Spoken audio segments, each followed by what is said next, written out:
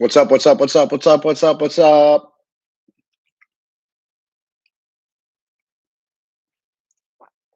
What's up, Benjamin? I see your comment. I love you too. I love every single one of you. I don't necessarily dream of you every night, but I do love you. All right, let's wait for some people to trickle on in here. As always, let me know in the chat what you're drinking tonight. I just went to the grocery store and picked up Stone Brewing's Hazy IPA. Stone Brewing from Escondido, California, near San Marcos. It's not bad. I'm thinking this might be a 2-beer stream because it's late and I'm tired and we need some juice. Literally. Give it a couple more minutes before starting here. Looks like people are trickling in. It's obviously late. 11:42 p.m. This might be our latest Hops with Pop of all time.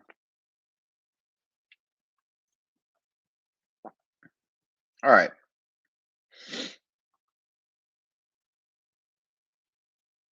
We'll get going here. Everyone can hear me, right? Let me know in the chat.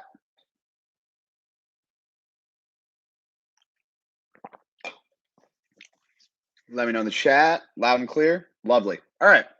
So, crazy first round. The Chargers at 17th overall select Boston College guard Zion Johnson. Now, slightly surprised by the pick. Not necessarily because I didn't think he was a consideration for the Chargers at all. I just thought that 17 might be a little bit too high to go for a guard. I thought that Zion Johnson would be more on the table in a trade back situation, but they obviously really, really love the player based on what Tom Telesco and Brandon Staley said, based on the fact that they invested that high of a pick in an offensive guard. You better believe that that player is going to be a Pro Bowl caliber player from the jump. But like I wrote in my instant reaction, it does align with sort of where plug and play guards have gone in recent draft history, whether you're talking about Zach Martin going 16, Chris Lidstrom at 14, Elijah Vera Tucker last year at 14. So if they believe he's that level of player, then it makes sense. Obviously, the way the draft shook out, there's a run on receivers. Jameson, Williams, Chris Olave are off the board, which we anticipated more Jameson Williams. I thought there was a chance Olave would make it, but I figured Jameson Williams was definitely off the board. Obviously, the Lions end up trading up using a lot of capital to move up to 12 to take Jameson Williams. Those top 3 tackles were off the board, which I anticipated. I always mess his name up. Ike Ekanwu. I should really be able to say this by now. Ike Ekwonu. Boom. Nailed it. Let's go. First try. Evan Neal goes, and then obviously Charles Cross goes as well. So you're looking at 17. You've got Trevor Penning there, the offensive tackle from Northern Iowa. You've got Trent McDuffie, the cornerback from Washington. You've also got Jermaine Johnson falling, the edge from Florida State, who ended up falling, I believe, all the way to 26. And then obviously you had Zion Johnson. And it's clear based on how this draft shook out, what Tom Telesco and Brandon Staley said, that they were not very high on Trevor Penning. I assume for a lot of the reasons that you all were not very high on Trevor Penning. Obviously, he ends up going to the Saints. Big-time traits player, 6'7", 333 pounds. Fantastic athlete, but just from a technique and fundamental standpoint, wasn't really proficient in those areas. And, Brandon Staley even went as far as saying that, they didn't want to reach for a tackle, which they felt like Trevor Penning was going to be. He ends up going to the Saints at 19. Trent McDuffie ends up in the division with the Chiefs. So we'll all know pretty soon, how good of a player he was going to be. But the main takeaway here is, I guess 2 main takeaways. The broader takeaway is that when Brandon Staley got here, from pretty much the get-go, he said that he wanted to build this offensive line and create a line of scrimmage team. He was not going to live in the same world that the Chargers lived in from 2013 to 2020, when they had Band-Aid offensive lines, when they weren't investing draft capital in the offensive line, necessary draft capital. I'm talking about first and second round picks in the offensive line. The only one they really had was Forrest Lamp. The only time before Rashawn Slater that Tom Telesco had ever taken an offensive line the first time was DJ Fluker in 2013. So Brandon Staley got here, said that this is going to change.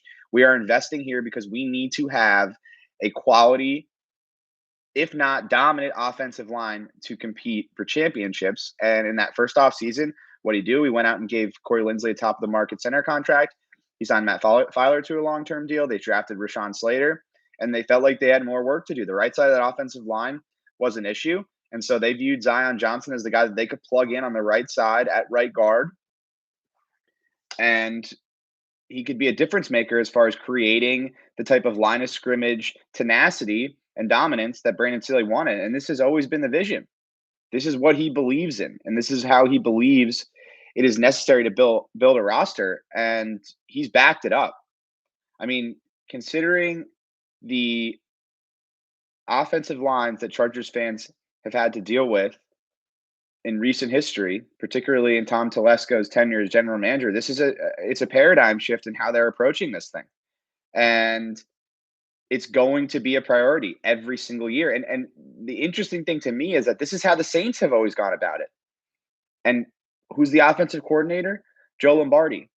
And, what type of offense does Brandon Staley believe in? Back in 2009, when he was still a graduate assistant in college, he sat in the Saints quarterback room with Joe Lombardi as offensive coordinator back in Mercyhurst in 2005, when Brandon Staley was still a college player, sat in with Drew Brees and Sean Payton. This is how he believes offense should be played. And the Saints believe in investing in the offensive line. It's what they've always done. Ryan Ramczyk, first-round pick. Teron Armstead, third-round pick. Obviously, he's gone now. Andres Pete, first-round pick. Cesar Ruiz, first-round pick. This is how they go about it, because they know they have to build an offensive line to win, and that's how the Chargers are pursuing this thing. They feel like Zion Johnson can come in and be a difference maker right away. Tom Telesco said explicitly today that if he does what we think he can do, he's going to play 900 to 1,000 snaps this year, and they feel like he can be that level of player. The second takeaway here is sort of the fit, and I sort of touched on it a little bit, but there were some rumblings that they were considering, moving Matt Filer out to right tackle. But with Zion Johnson coming in here, that's not the strategy. They want to keep the left side of that line together. Rashawn Slater, Matt Filer, and Corey Linsley, and they feel like they can plug Zion Johnson in at right guard and have a really, really, really solid, sturdy interior of that defensive line. And Brandon Staley said it explicitly today after the first round had ended and he did his press conference. They feel like they can help tackles. They feel like with schematics, with chips, with pass protection strategy, that they can neutralize edge rushers a lot more easily than they can neutralize interior pass rushers. And so they feel like they need a solid, really solid trio in there between the left guard, the right guard, and the center. They feel like they have that in Matt Filer and Corey Linsley, and adding Zion Johnson to that, guy who's long, strong, powerful, incredibly intelligent. That's going to create a trio there that's going to be able to mitigate a lot of the interior rush. And that's the strategy. I think the other part of this as well is they really could only run the ball to the left side last year. And I've looked into the numbers. They were close to 5 yards per carry on runs to the left guard, left tackle, or outside left. And on all of the runs, so directly up the middle to the right guard, off the right guard, right tackle, off the right tackle, they averaged 3.6 yards per carry. That's a 1.3 yards per carry difference. So when push came to shove and they were leading late in games, they had to run to the left side. And you don't want to be predictable like that. You want to have more balance. And they feel like by adding Zion Johnson the right side, they can run through that A gap in between the center and the right guard. They can potentially run between that B gap between the right guard and the right tackle, and they can have more balance offensively in that way. The other thing I'll add here that I found really interesting is that, Boston College had a lot of pro coaches on their staff. Starting with head coach, going to my story now just to make sure I don't mess his name up. Jeff Hafley was the head coach at Boston College. He was a DB's coach for the Bucks, Browns, and 49ers over 7 seasons from 2012 to 2018. The offensive coordinator at BC when Zion Johnson was there, Frank Signetti, he coached in the NFL for 8 seasons, including 2015 as an offensive coordinator for the Rams. And then his offensive line coach, Matt Applebaum, is now the offensive line coach on Mike McDaniel's Dolphin staff. So they ran a pro style scheme, every kind of run scheme you can imagine, wide zone, inside zone, gap, duo. They ran screens. The protection schemes were pro style, right? And so they feel like that will be able to translate. And that's when you're talking about, okay, you have a plug and play prospect. That's what you're talking about. Not just the athleticism and the measurables to translate the strength, all of those things, the length, those types of things, but also a guy who is smart enough to grasp NFL systems right off the bat. And they feel like Zion Johnson's going to be able to translate in that way because of, who coached him in college. So those are the real takeaways. And listen,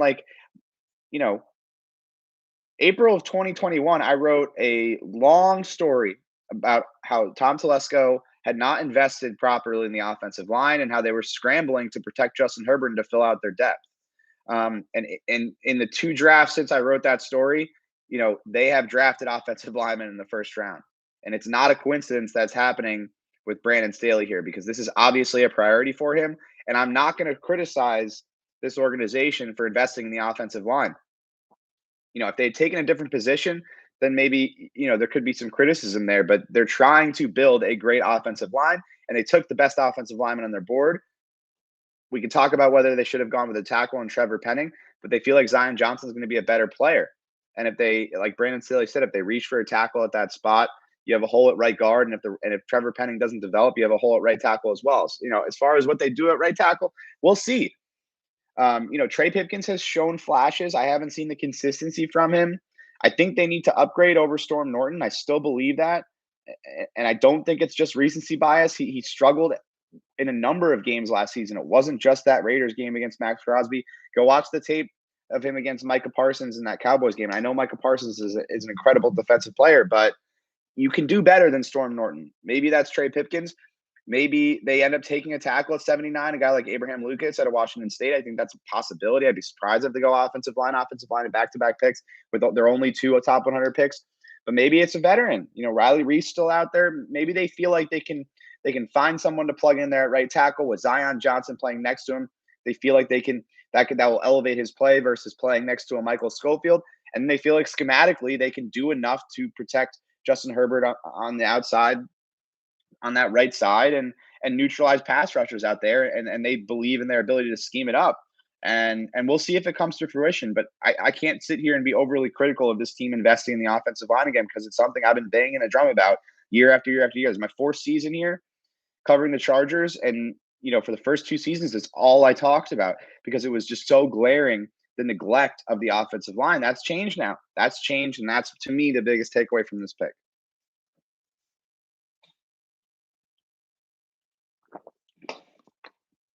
Complete side note here. I have gotten very good at cooking. Should I start a cooking TikTok? What do we think? I whipped up this pasta last night. Sausage, spinach, tomato, onion, Parmesan cheese. Like, unbelievable.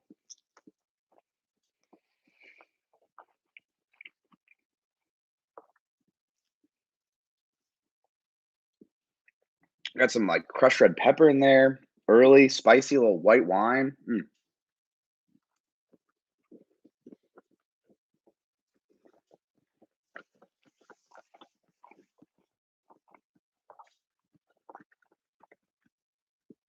And Sunday night, I made a big Greek spread. Check this pita out. Can you see that? Look at that. Homemade hummus, homemade tzatziki, homemade falafel. I'm telling you, man. I'm going to become TikTok famous with my cooking. All right. So those are my takes on what happened. I don't think it's a particularly complex pick to dissect.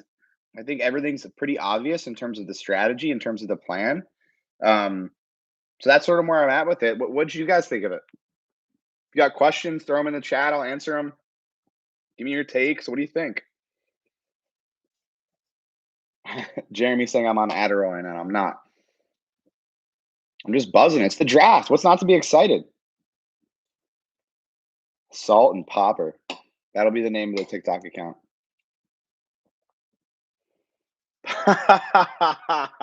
No, we have a winner.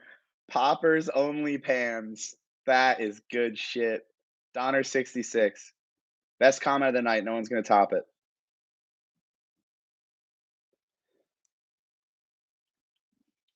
Yeah, so Kareem throws out another name, Darrell Williams. Sure. I mean, any Dennis Kelly is another guy. I mean, shit, Dwayne Brown's still on, on the market. Maybe that's the route they're gonna go. We'll see. I wouldn't rule it out. Pop Chef's good, Brendan. Not quite as good as Only Pans, but Top Chef is good.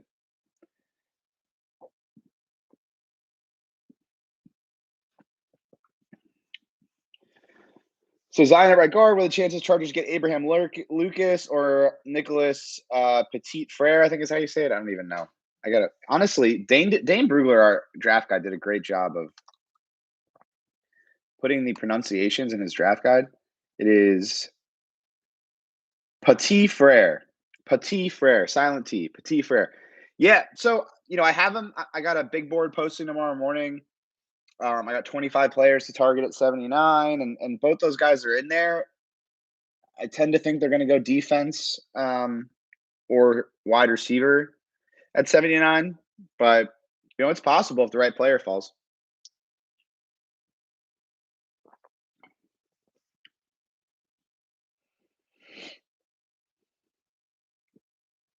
Are the Chargers going to move up in the second? No, they don't have the draft capital to do that.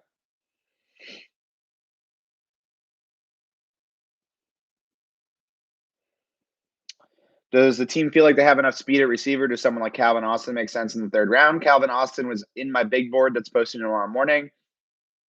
I think he makes sense. Alec Pierce out of Cincinnati is a guy on my big board that I think makes sense. But the guy I'm really targeting is Danny Gray, wide receiver from SMU. I think he makes a ton of sense in the fourth round if they can get him there.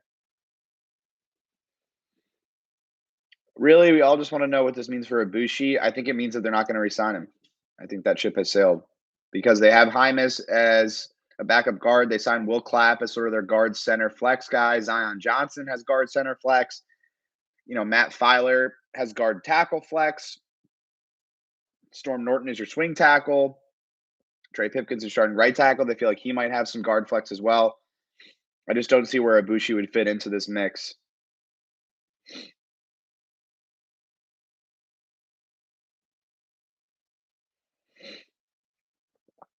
Safety or wide receiver in the third? I think it's wide receiver, edge, corner. Maybe D-line. Maybe. Probably not. Maybe.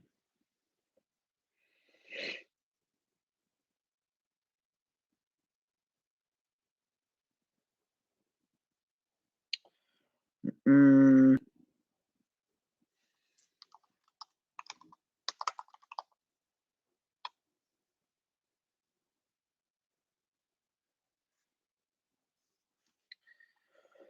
All right. What else we got here?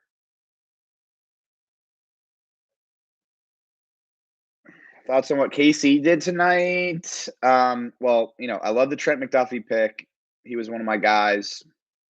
And then at 30, they got George Karlaftis, which honestly, this is so annoying.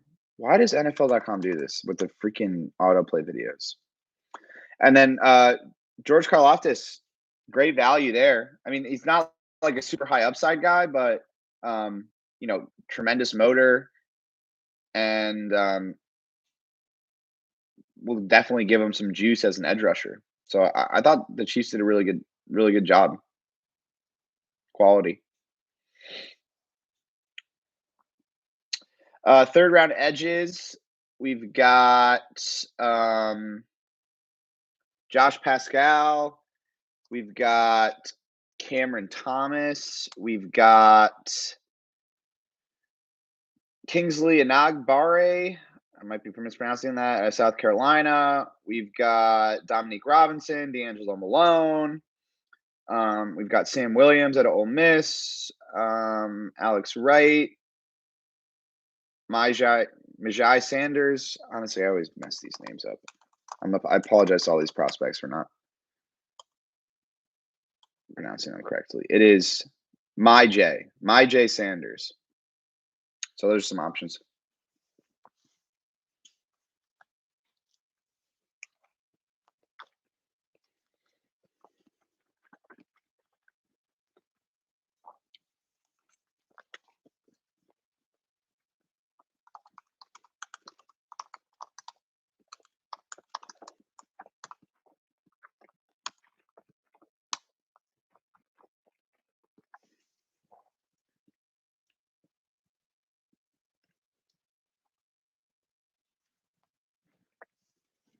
We are drinking Stone Hazy IPA.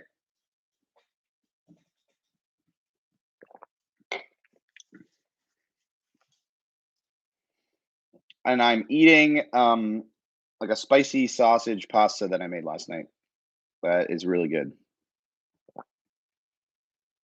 It's not Bush. I got something nice because of all the haters that don't like Budweiser.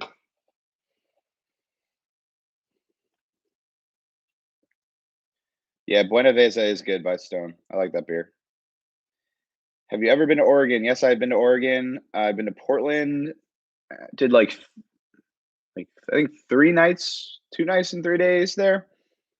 Went to a state park and saw this cool waterfall called Tamalich Falls, and I did a coffee tour in Portland. Went to the big bookstore there. What's the name of that big bookstore? I think it starts with a P. Powell's, yeah, Powell's City of Books.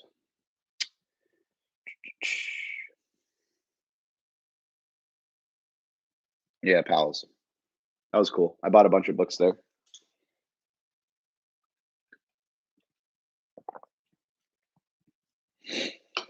Are the Chargers drafting Eckler's backup and when? I think they will, but I think it'll be a little later than most fans expect. I mean, I feel like the third round is too high for them to take a running back. I'm not ruling it out, but I feel like they can find some value in the sixth round. I really like Jerome Ford out of Cincinnati. Really great production at Cincinnati, helped lead them to the college football playoff, has some receiving juice, size, speed combination. And then what I really love is that he only really had 1 year of significant playing time, so he doesn't have a lot of mileage on him. But he was super productive in that 1 year, and he could be there in the sixth round. He's a guy I really like. Maybe Rashad White in the fifth. I know you guys all love Rashad White, and listen, like Nate Tice also loves Rashad White, and he's a really good player.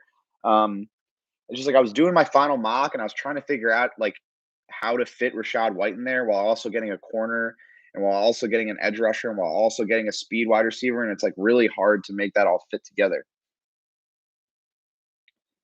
Tight end is the one position I really don't think they're going to take. That quarterback, center. Hassan Haskins is a guy that I thought about mocking. Um, really, really good in pass protection, which is enticing. But there was one thing that popped up. I mean, 20 touchdowns last year. Would be a nice, change of pace for Eckler at his size. But I think he was also like a fifth round grade type guy, and I like Jerome Ford better than I like Hassan Haskins, just from an athleticism standpoint.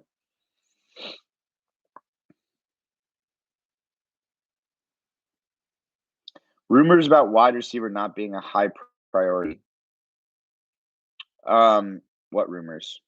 I need more. I need more on that. Like they definitely want to add some speed. Like I think they need to add speed, but they have Keenan Allen, Mike Williams, and they drafted Josh Palmer last year, and they have Jalen Guyton. So I don't think it's like some super pressing need. I think if like Jameson Williams had been there at 17, it would be really hard to pass up. But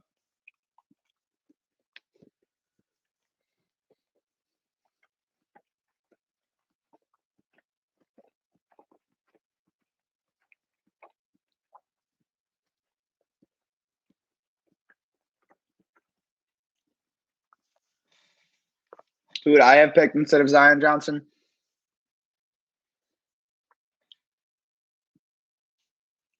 I don't know. I mean, it was between Penning, McDuffie, and Johnson. Like, I don't hate the Zion Johnson pick. So, like, I really don't think like I'm sitting here and saying like they definitely should have picked someone else. I think any of those three players would have made sense. I think it's really hard to find tackles in the NFL. And if I was doing it, I probably would have gone with Penning. But I don't think like I'm not sitting here and criticizing the pick because I stood on my soapbox for 2 years and said invest in the offensive line, invest in the offensive line. That doesn't have to be a tackle. It just means getting quality offensive linemen and making it a priority. And so to see the team operating that way after, you know, effectively calling them out on it for 2 years, I can't sit here and criticize that, because at least the strategy, I can understand the strategy. Okay, this is important. This is a really important part of the game, and we're not going to be complacent about it. That to me is a valuable way to approach building a football team.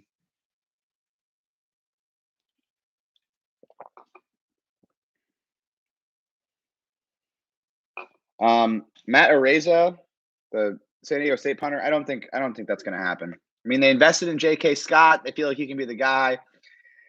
Tom Telesco said that they're going to have 2 punters in camp, but I think it'll be a undrafted free agent. I mean, according to Dane, there's only 3. He only has draftable grades on 3 punters. Araiza, Jordan Stout, and then Jake Camarda from Georgia. I don't think they're going to draft any of those guys.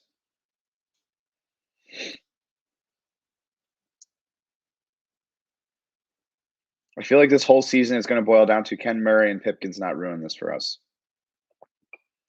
Right now, yeah. I don't think that's a bad take. Kyron Williams, another running back that I really like. Hard to see him making it out of the 5th, but he has that pass catching juice, and he might fall because he really didn't run well. Hymas as a right tackle, no, he's not in the conversation at right tackle. They view him as a guard, and I think he's just going to try and find a role as a backup guard. Thoughts on the wild wide receiver trades mid-draft? Yeah, those were nuts. The Hollywood Brown trade, the A.J. Brown trade. I thought the Titans should have gotten more for A.J. Brown. I don't know. What do you guys think? And effectively, they gave up a 1st and a 3rd.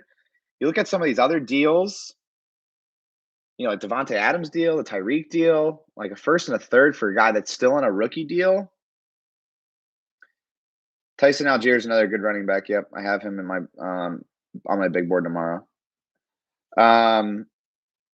Like it felt like there should have been more. Like I feel like GM should be like, don't trade with Howie Roseman. Like he fleeces everybody. Like when is the last time that Howie Roseman made a bad deal? Like if you're making a deal with the Eagles, you better look long and hard about the value that you're getting because you're probably going to get beat in the trade. So they get A.J. Brown, who at that point was still on the rookie deal. Obviously, they gave him the extension. They give up a 1st and a 3rd. So the Eagles come out of this draft with Jordan Davis and A.J. Brown. This first round. Take that any day.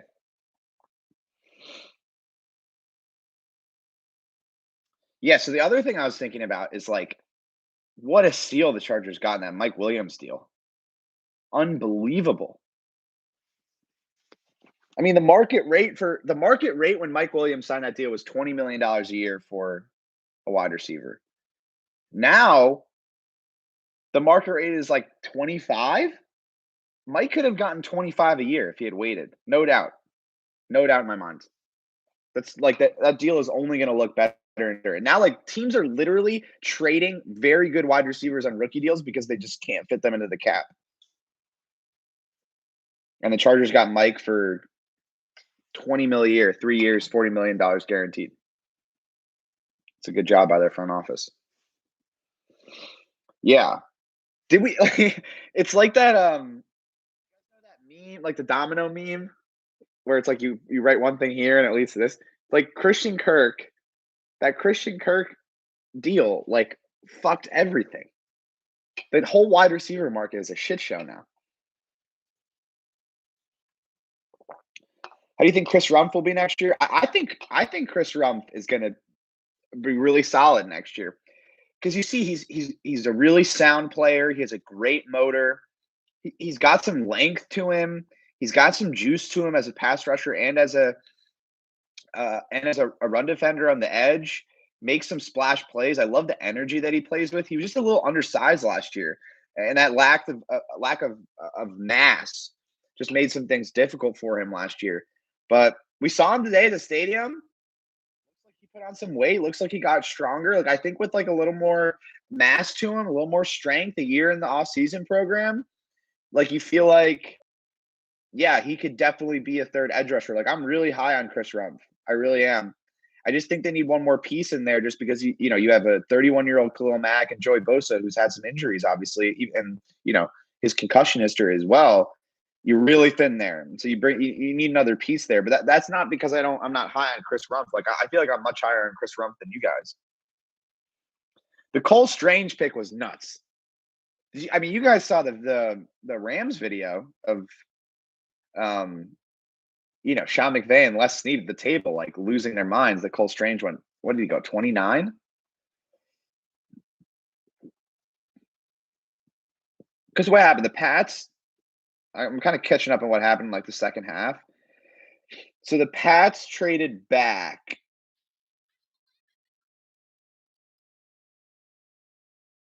The Pats traded back from 21? Is that what happened?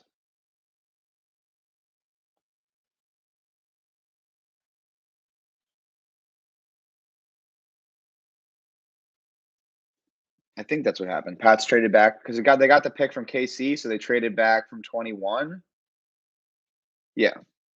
Yeah. Pats traded 21 to 28. Chiefs moved up, right? That's what I thought happened. So it felt like the Pats back.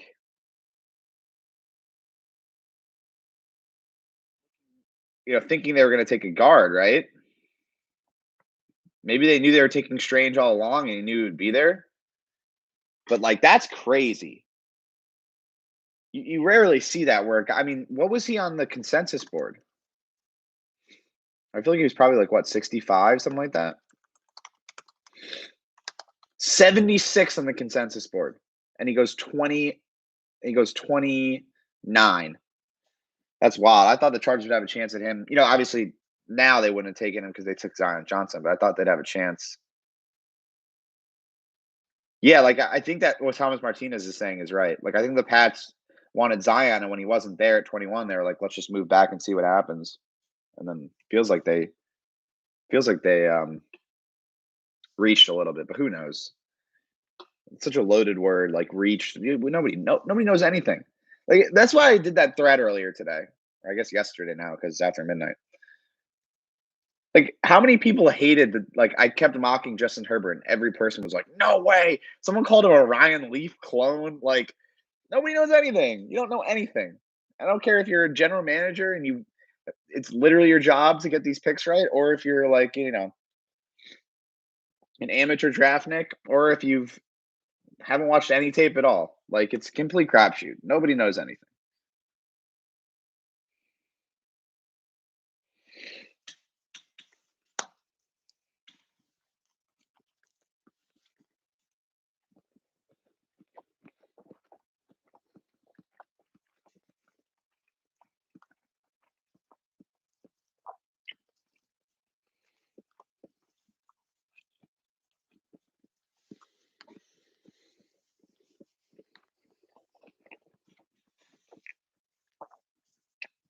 This pasta is so freaking good.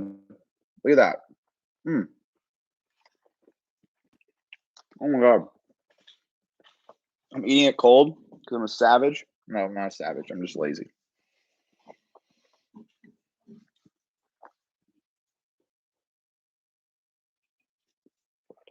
Folks, what's the saying? I always forget the saying. When the hops are done, the pop is done. What is it? Whoever came up with it, if you're in the chat, let me know.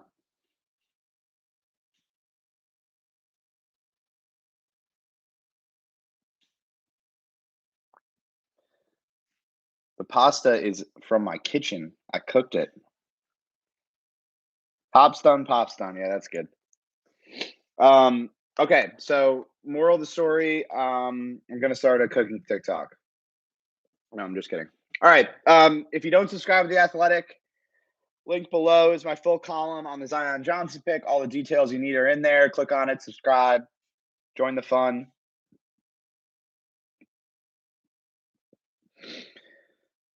Content coming up. Tomorrow morning, I'll have a list of 25 players, effectively Chargers big board. Got people that can target at 79. We've got Zion Johnson press conference in Orange County tomorrow at 2 p.m. So I'll be tweeting from that. And then the second round starts tomorrow night. Well, Chargers will pick at 79. The third round, obviously, no second round pick because they dealt in the Khalil Mack trade. And